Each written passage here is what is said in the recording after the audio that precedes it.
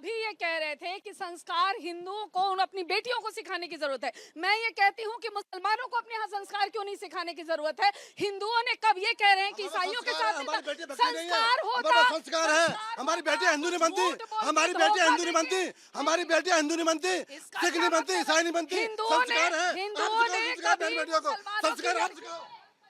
नहीं मैं देखिए नहीं देखिए, पहली चीज तो मैं भाई साहब की बात का समर्थन करता हूँ, वाकई में संस्कार की कमी है, पहली चीज। दूसरी चीज मैं बिल्कुल समर्थन करता हूँ, क्योंकि हमारे जो मॉडर्नाइजेशन जो माँ बाप कर रहे हैं ना अपने बच्चों का फैशनेबल बनाने में, वो बहुत चीजें पीछे छोड़ते जा रहे हैं, उसमें कमी है, मैं समर्थन करता हूँ बिल्कुल। मगर एक चीज थोड़ी सी बात और भी कहना चाहूँगा भाई साहब, अगर चीजें अगर क्लियर हो रही हैं, बहन बेटी को समझाए तो कलावा टीका ओम लिख के मोटरसाइकिल पे चलना, बहुत सारी चीजें हैं भाई साहब। ऐसा है भाई साहब, फांसी अगर सोल्यूशन हर चीज का हो ना, मैं आ तो रहा हूँ, मैं आपकी बात एनकाउंटर हो रहे हैं ना, बदमाश कम हो रहे हैं ना, तो फिर इसके लिए क्यों नहीं? मतलब अपनी कौम को, मतलब अपनी पीढ़ी को नहीं समझाएंगे, अपनी कौम को नहीं। राक्षस है, जो राक्षस है, बहन बेटियों को बरगलाते हैं, बहकाते हैं। आप मैं तय नहीं करेंगे राक्षस कौन है कौन नहीं है, आप हम तय नहीं करेंगे। अरे हमारे नहीं अभी एक बहन जी एक नहीं देखिए, मुझे बड़ा नहीं मुझे तो बड़ा नाज हुआ, इन्होंने अपने इस्लाम धर्म को वाकई में ओपनली बोला कि हमारी बहन बेटी को नहीं भटकती, वाकई में राइट है, मैं इसको बिल्कुल एक्सेप्ट करूंगा।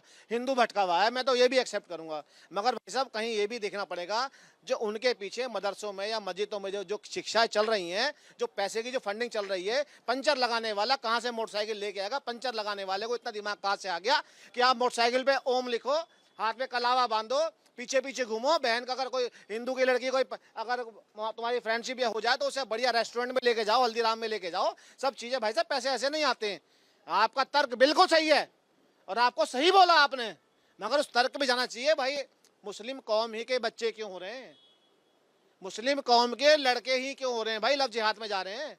वो थूक में भी वही करेंगे, मूत में भी वही करेंगे, लैंड जिहाद में वही करेंगे, मंदिर के बराबर में वही जाएंगे। देखो सब चीज़ों में भाई साहब तर्क सही है आपका, मैं कहता हूँ, मगर उन चीजों को देखो, भाई भड़का कौन रहा है आज की पीढ़ी को, और खासतौर मुस्लिम समुदाय पीढ़ी को। तर्क सही नहीं है। अभी मुंबई का एक केस देखो, नहीं मुंबई का एक केस आया है कि एक लड़के ने हिंदू लड़की से 6 साल रिलेशनशिप रखा, ठीक है, लड़की के माँ बाप के पास उसने इतना जिद किया कि लड़की के माँ बाप तैयार हुए, पर उन्होंने एक स्पाई को, मतलब एक जासूसी संस्था को दिया कि जरा इसका रेफ चेक कीजिए। रेफ चेक में पता चलता है कि लड़का पहले से तो शादीशुदा है, 2 बच्चे हैं, एक शादी ही नहीं है, दूसरी एक और शादी है जो इस लड़की के साथ 6 साल के रिलेशनशिप में 2 साल पहले उसने एक और शादी की हुई है, उससे भी एक बेटी है, दूसरी बीबी से खर्चा लेके पहली बीबी को देता है, और तीसरी लड़की चूंकि इकलौती थी, हिंदू की लड़की थी। नहीं अरे मैडम आमिर के साथ खान के साथ घूम रही है, वो तीसरा शादी करने जा रहा है, समझाइए उसको जाकर के। नहीं मैं एक सेकंड करता हूँ। देखिए आपने अगर मुसलमानों की बात करी ना बच्चों की, तो मुसलमान के बच्चे पाकिस्तान या बांग्लादेश से नहीं हिंदुस्तान के ही हैं, और उनके माँ बाप भी हिंदुस्तान के ही हैं। तो माँ बापों का फर्ज है, जो शिक्षा देते हैं मदरसे में, उनका फर्ज है कि इस देश के बच्चे हैं ना भटकें। तो इस कर्तव्य में आपको भी आगे आना पड़ेगा। अगर अपनी बहन बेटी को, अगर मैं खत्म कर रहा हूँ सर, मैं आपने बहन बेटी को, मगर कहीं बहन बेटी जागरूक हो भी रही है, तो जो मुसलमानों में हराम है कलावा पहनना या फिर कड़ा पहनना, टीका लगाना, सब चीज़ें यूज़ हो रही है, तो उन पर भी करना पड़ेगा। अगर ये हमें आपको करना है, बाहर वाला नहीं आया कोई भाई साहब, बिल्कुल कोई नहीं आएगा। अब इस पर कैसे निजात पाया जाएगा, अब आप बताएं। क्लब जिहाद पे पूजा जी, मेरी शादी मेरे पिताजी ने, मेरे दादी ने तय की थी, आपकी शादी तय किसने की थी? मम्मी पापा ने की थी ना, फिर आपने उनकी बात क्यों मान ली?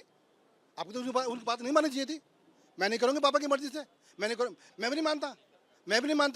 मैंने कहा था ना, राक्षस आज भी हैं, जो कलावा बांधते हैं वो राक्षस हैं, जो तिलक लगाते हैं मुसलमान वो राक्षस हैं, जो बहन बेटियों को झूठ बोल के पटाते हैं राक्षस हैं। लेकिन बहन बेटियां कौन से आगे पट्टी बंधी हुई है कि दो शादी कर रखी है? प्यार की पट्टी बोलते हैं उसको।